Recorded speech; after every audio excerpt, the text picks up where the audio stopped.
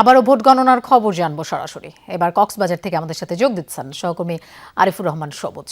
সবুজ, ভোট গণনার সবশেষ খবর জানতে চাই।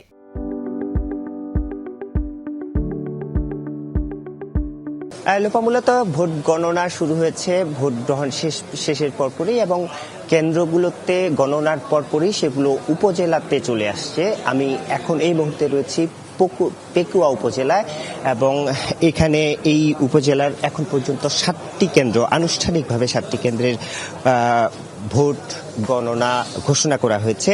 7টি কেন্দ্রের মধ্যে বিএনপির যিনি প্রার্থী সালাউদ্দিন আহমেদ, তিনি পেয়েছেন 8,846 ভোট এবং তার যে প্রতিদ্বন্দ্বী, নিকটতম প্রতিদ্বন্দ্বী, তিনি দাঁড়িপাল্লা মার্কা নিয়ে নির্বাচন করছেন আব্দুল্লাহ আল ফারুক, তিনি পেয়েছেন 4,643 ভোট।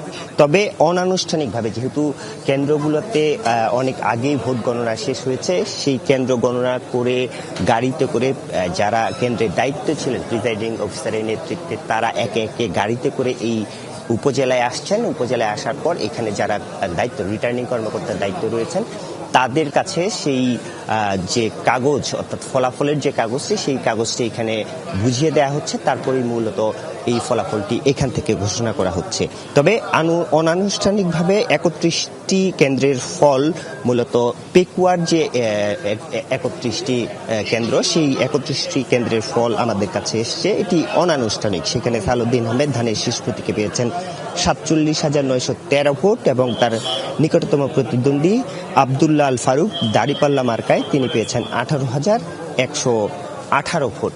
মূলত যেই আমরা দেখতে পাচ্ছি, সন্ধ্যার পর থেকেই, যেহেতু এটি উপকূলীয় এলাকা, দূর দূরান্ত থেকে গাড়িগুলো আসতে কিছুটা হয়তো সময় লাগতে পারে।